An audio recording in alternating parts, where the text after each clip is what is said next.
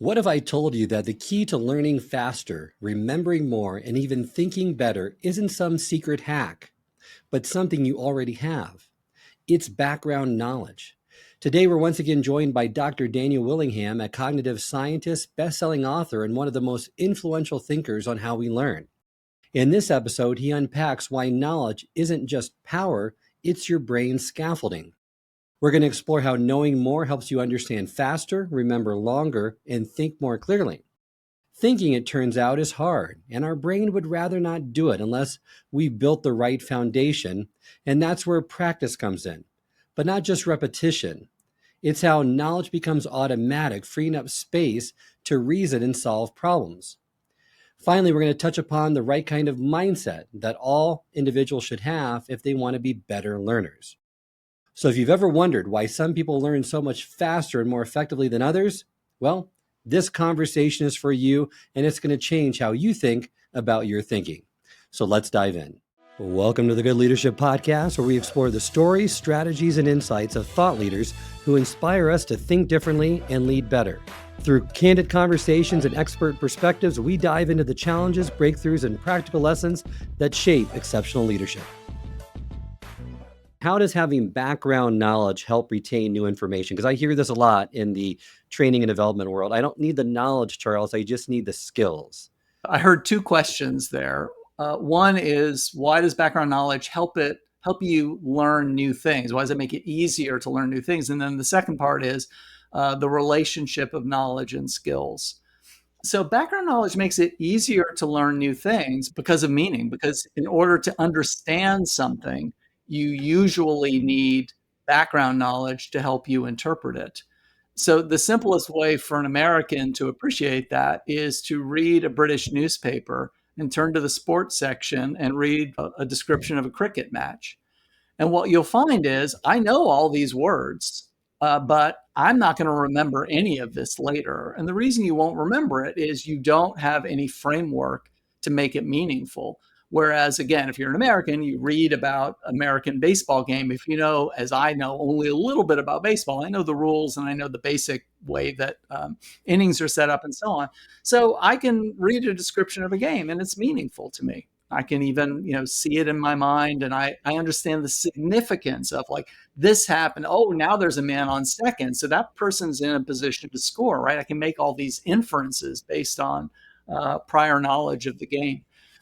So that's why it's easier to learn stuff, is that the prior knowledge helps you understand, and it's understanding that helps memory.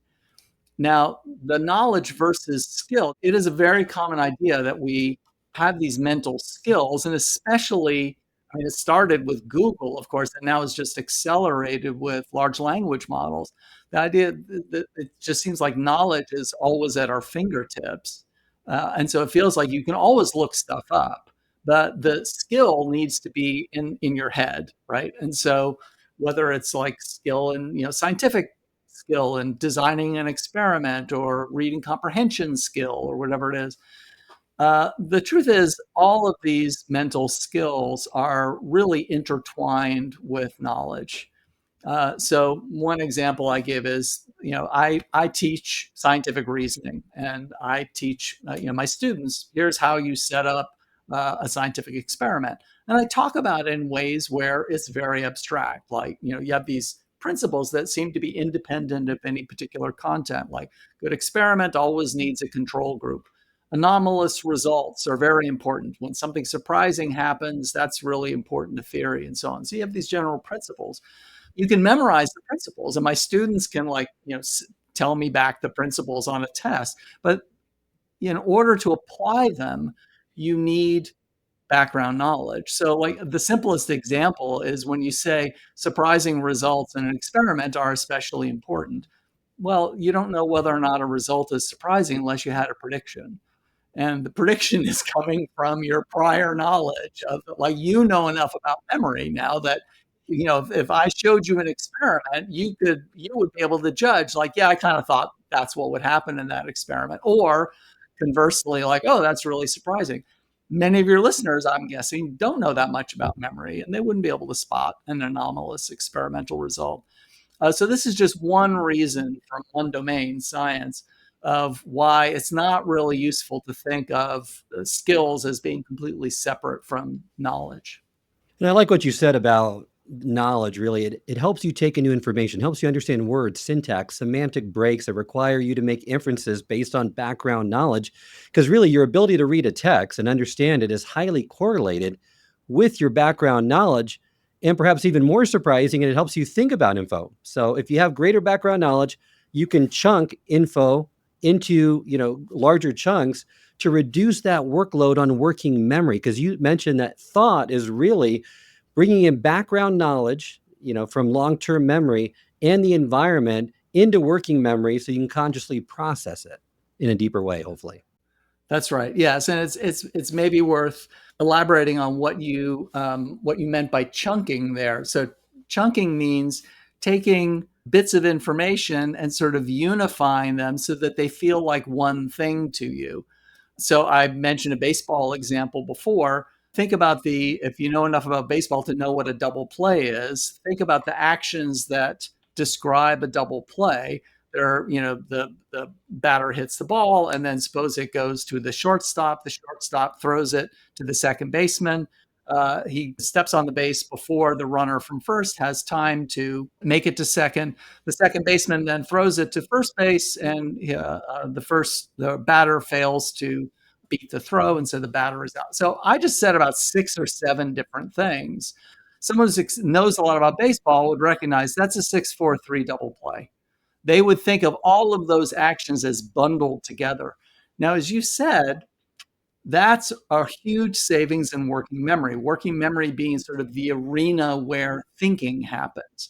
Think about a coach who's coaching baseball. Instead of thinking about 6 or 8 different actions, that coach sees one action, that they've got just one thing to keep in mind. And now the rest of their working memory can be contemplating strategy or whatever it is. So yeah, it's background knowledge, in this case, knowledge of baseball in long-term memory that allows you to recognize this pattern. And then that ends up saving working memory space, which helps you think. And it's also been talked about too with IQ. And I know that you kind of break down two parts of IQ. People always want to know how to increase their IQ. As far as I know, the brain games, they don't work. They help you get better at a task, but not in overall mental abilities. And there's no supplements that you can take like what you see on certain movies like Limitless, the NZT that's going to enhance your mental capacities. But really, there's two parts, right? And the one part of IQ really is talking about the depth and the breadth of knowledge, which as you gain more of it, you will increase your intellect. The other piece is the processing speed, and that really talks to working memory. And that really is innate, fundamental to that individual that can't really be expanded at this time. The mainstream, I don't want to say universally accepted theory of intelligence, but it's certainly the best supported theory of intelligence. If you throw a rock and hit a psychologist, they're likely to say that's what IQ is it's composed of fluid and crystallized intelligence. And fluid intelligence is basically your facility at juggling information in working memory. And also how much information you can juggle in working memory. And as you say, that seems like it's really hard to move around. The other part of intelligence is crystallized intelligence. That is stuff you know. It's not only factual knowledge, it's also mental processes.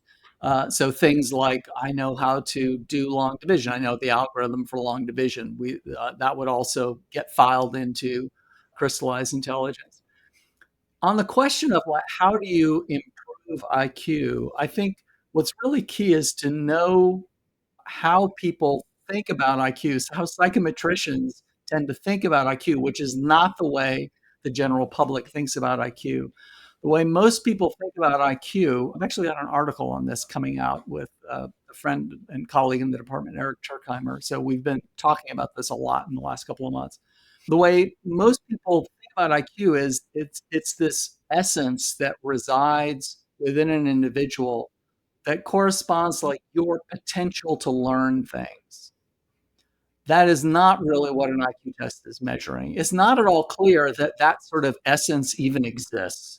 If it does exist, it would be a wild claim to say that an IQ test measures that. What an IQ test measures is your facility in answering the types of questions that typically get posed at school.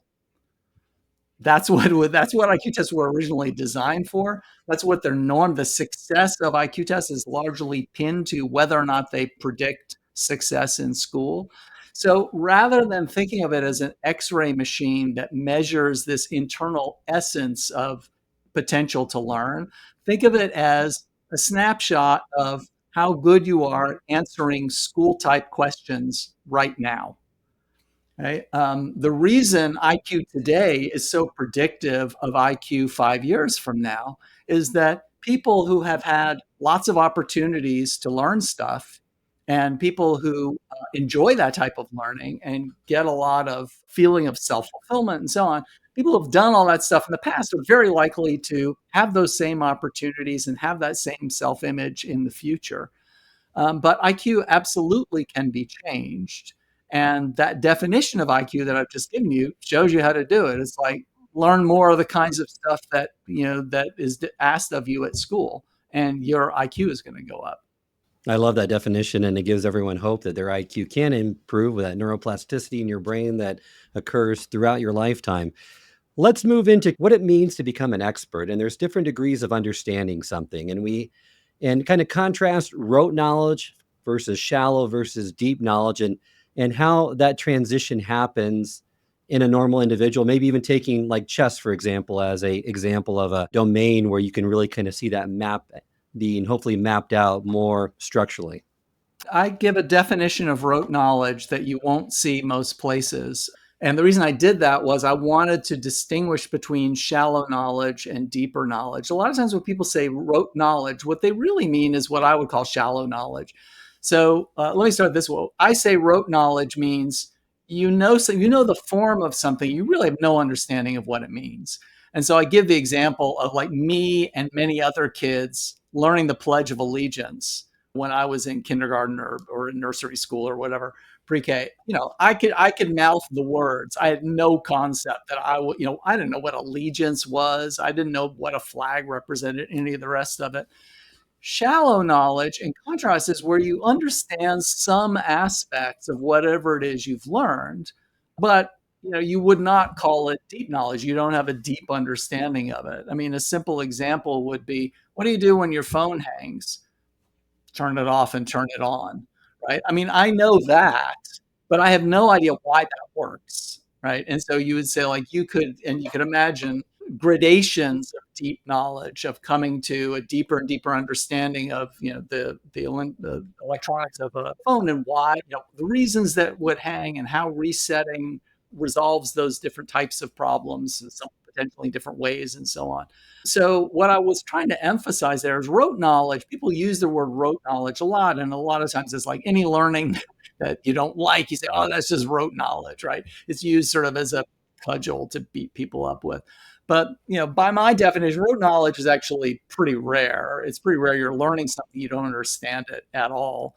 But what I was trying to emphasize is shallow knowledge is normal. Shallow knowledge is what happens first, right? When you're first learning something, of course your knowledge is shallow. And similarly, of course you would like your knowledge to be deep, but that knowledge is hard won. And so we do have to be selective about what we're going to spend our time on and come to that deep knowledge. And the other thing I like to emphasize is there are times that shallow knowledge is just fine, right? So one great example is reading a newspaper. You need background knowledge to successfully read a newspaper. So, for example, the Washington Post may make a reference to Picasso, and they may not tell me Picasso was a really famous painter. And so if I don't already know that, I don't fully understand the article, because they just drop this reference to Picasso like I know who Picasso is, and I don't, right? But that shallow knowledge is all I need.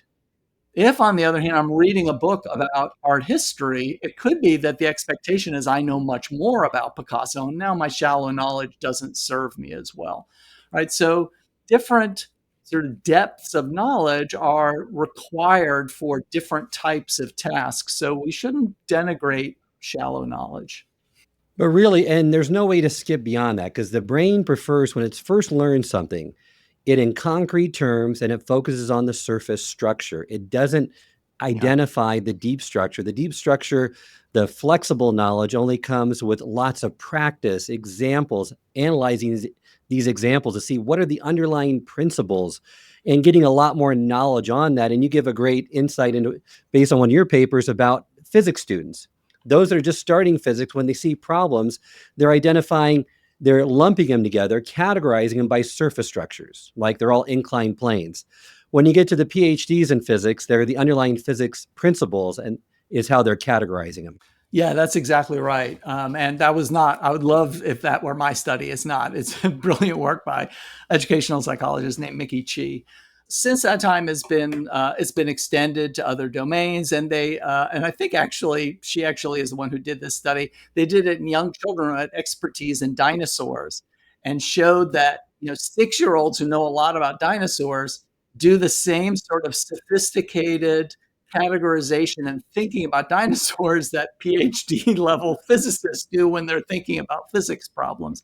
They're sorting dinosaurs not based on like, oh, this one's big, this one's small, but like this one's a meat eater. And they know that meat eaters tend to have big claws and big teeth and so on. So they have all this very well organized knowledge. So that's a key way of summarizing this is it's not just that experts know more, they do, but in addition, their knowledge is organized differently. And that really is domain specific because everyone wants these metacognition strategies that are equally efficient and be able to use in a myriad of different domains. That really doesn't exist because you see grandmasters at chess, when it's a board that's set up where it makes sense to them, they're very efficient and effective in that understanding. When you set up a board in a random way, they're no better than an amateur in terms of identifying kind of strategies that'd be proven more effective. So that knowledge transfer doesn't happen very well. Speak to us why it's so hard to have knowledge transfer to other domains. And is there a strategy or an approach that would improve that? You gave a great example of the lack of transfer. If show a mid game board to a grandmaster for 5 seconds or something, take it away. They can replace all the pieces. They've just memorized the board. But if you give them a working memory test that involves digits, they look like you or me. They're no better than anyone else. And so the expertise in that case really does rely on the long-term memory structures. They're able to do chunking, which we were talking about before.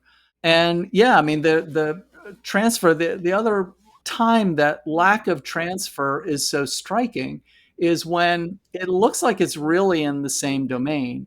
And all of us remember this from math class. You learn a math principle, you're learning about permutations or something. And then the teacher works through an example and it's about people in the marching band and how many different trombone players there can be or some darn thing. And you get it, and you feel pretty good. And then, you've got the formula in front of you and a couple of examples and you work through those and you're feeling pretty good. And then here comes the test. And the test has some problem that's about rental cars, and you just don't recognize this is the band and trombone problem again, except now it's rental cars instead of, right? And so that type of failure of transfer is very frustrating. And the secret, the reason it's happening is actually a principle that you mentioned before. What the mind goes to first is the surface structure. When we read a problem that looks like it's about rental cars, what comes to mind is stuff that we know about cars, stuff that we know about renting things, and so on. The deeper structure is very hard to spot because it really, it could be anything, right? I could write a problem that where solving it depends on Newton's third law of motion, but I dress it up as a problem about rental cars, or it could be about the logical form modus tollens and so on. So transfer, the secret is not really a secret of how to get better transfer, of how to see deep structure problems. You need lots of experience of different problems that look like they're different, have different surface structures, but have the same deep structure. You're right. There's really no shortcut. And that's a great point that you made. I hear this a lot too.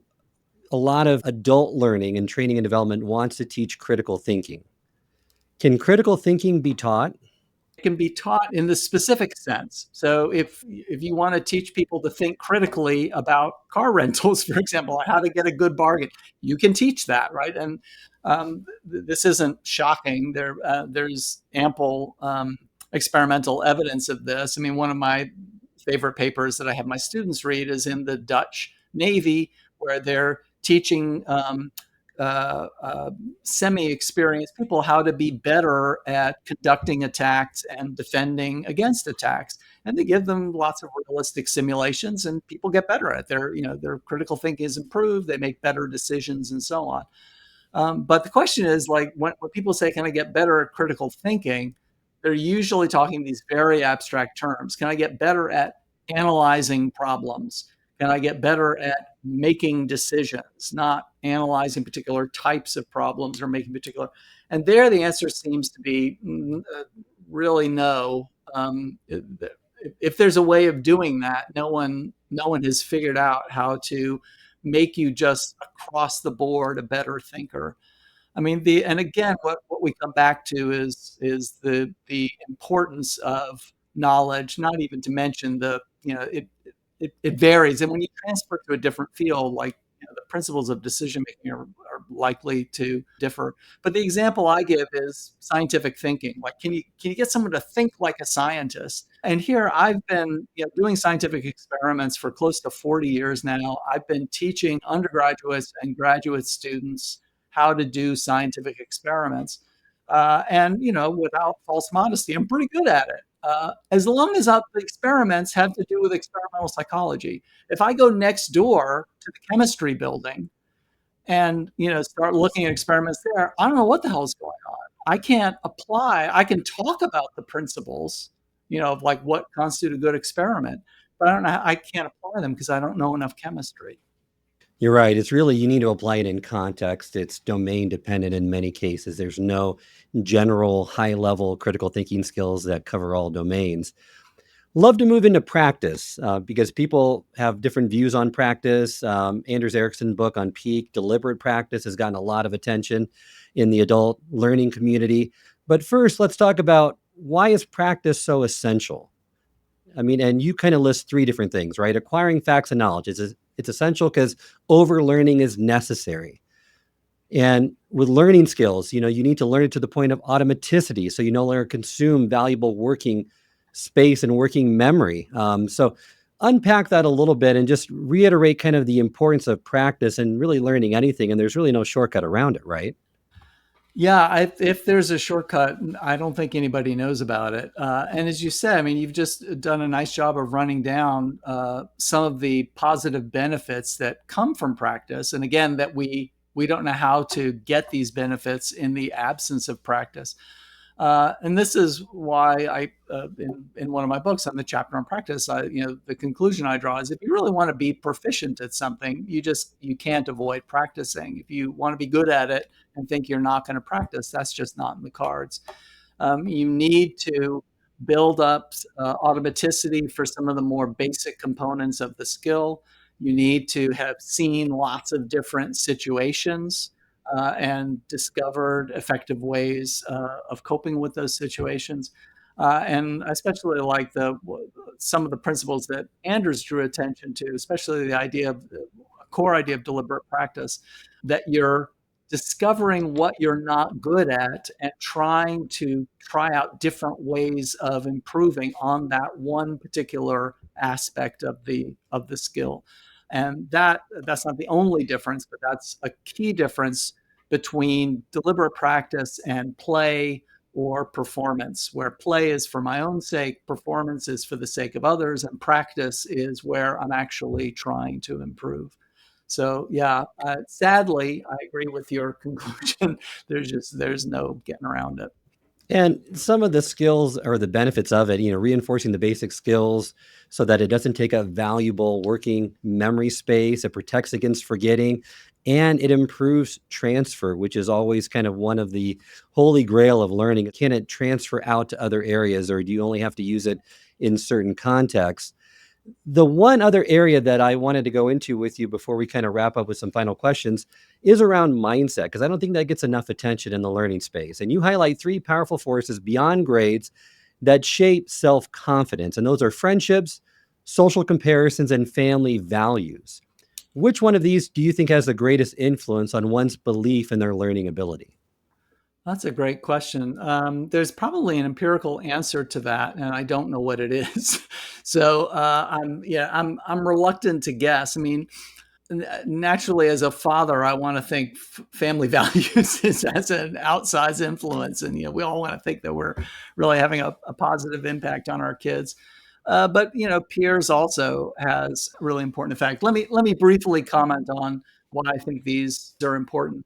I think family values are important because, especially when you've got kids who are teenagers, they're discovering who they are.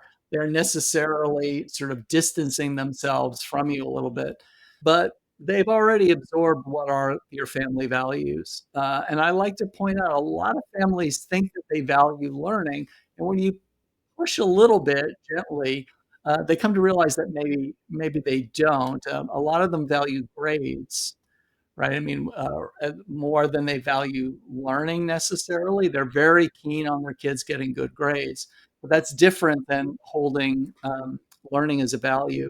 And what I point out is when you values are something that touch everything that happens in the household, right? Like if it's not an activity. A lot of times people treat learning as an activity and they say, I really value learning. And it's like, yeah, like you're thinking like we go to the science museum sometimes, or, we really make sure that the homework gets done. Those are activities. When it's a value like honesty or something, honesty comes in as a factor into everything that happens in that family, right? So when you talk about learning, that influences who your friends are, who you hold up to your children as a hero, right? What is it that when someone walks into your home and they look around, there are, without realizing, you are sort of displaying what's important to you on the walls. If learning is a family value, then that's touching all of those sorts of factors, these silent messages that children are getting. So I do think that family value is very important for influencing a child's self-image as a learner. Like, this is why, there are kids who grow up who just never doubt, I'm going to college, I belong in college. That's not just because they do well in school. That's because learning has been a family value. It's just clear. Everyone is always learning as much as they can, and college is a great place to learn. Let me just briefly mention one of the other factors that you mentioned, which is social comparison, which again, I think is very important. And that can happen both in a positive way or a negative way. Social comparison can make you think less of your own ability as a learner if you're constantly comparing yourself to someone who's superior to you, to your own disadvantage, right? But then it can be a double-edged sword depending on how you think about it, because if you see this person as a peer, that can also be inspiring. And that person is actually really going to be supportive and wonderful to have around if you are a student or otherwise trying to learn. They're going to support you not only in material ways, but also in emotional ways. Like when things don't go well, learning is important to them too. They get it when you're upset that your learning isn't going as well as you would like it to. So who you hang around with can really have an important impact on your life as a learner. Your life as a learner. And you also mentioned once you get done with school, outside of school, the measure of success should shift from grades to practical application. Can you solve the problem? Can you adapt your skill? Can you make better decisions? Adults really should be focusing on real world impact, ongoing growth, and resilience in the face of failure rather than perfect mastery or grades, which I think that's a great Yeah. shift that people really need to have because they often don't have that. They still have that same mindset of when they were in school. It's true. We're sort of, especially people who've done pretty well in school, you get so much satisfaction from that. You get accolades from other people. And so you find yourself sort of looking around, where's the next hoop to jump through so that I can get praise, right? This is what I'm used to is people set goals for me and I learn them, I master them, and then I'm told how fabulous I am.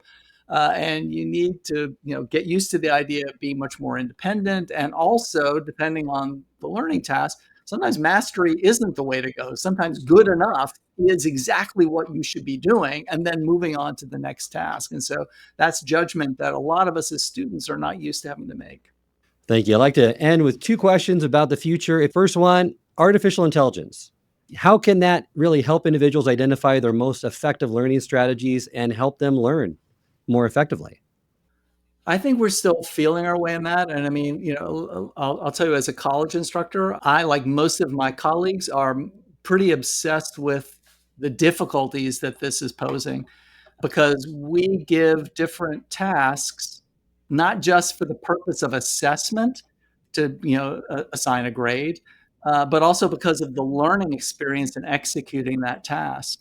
And so in my, you know, in the first course you would take with me, a big lecture hall in the introduction to cognitive psychology, I give tests because you just need to get basic vocabulary under your belt. By the time you're a senior, I'm not giving you, I'm not testing your memory anymore. Now it's time for you to pull ideas together and, make it into something bigger. And so the right thing to do there is assign papers.